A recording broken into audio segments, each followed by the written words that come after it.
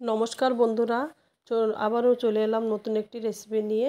তো মিষ্টি কুমড়ো আলু দিয়ে একটা সুন্দর রেসিপি তৈরি করব নিরামিষ। তো তার জন্য দেখো কুমড়োগুলোকে তো কেটে নিয়েছি, তারপরে কিছুটা বাদাম ভেজে নিলাম। তারপরে তেলের উপরে গরম তেলের মধ্যে আমি কুমড়ো আর আলুগুলোকে একটু সুন্দর করে ভেজে নেব, মোটামুটি অত ভাজার দরকার নেই। তারপরে একটা মশলার পেস্ট তৈরি করে নেব।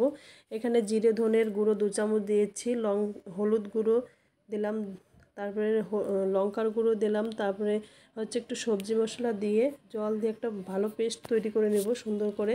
তারপরে গরম তেলের মধ্যে, যেহেতু ভাজা হয়েছে সবজিগুলো, গরম তেলের মধ্যে তেজপাতা, শুকনো লঙ্কা, পাঁচফোড়ন আর বাদামগুলো দিয়ে একটু ভেজে, যেহেতু আগে ভেজেছিলাম হালকা, এখন একটু ভেজে তারপর মশলাটা দিয়ে একটু ভাজা ভাজা করে তারপরে সবজিগুলো এর মধ্যে দিয়ে একটু নাড়াচাড়া করে নিতে হবে।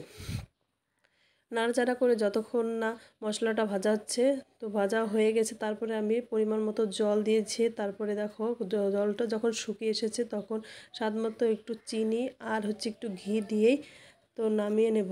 তো আর দেব একটু ধনেপাতা কুচি।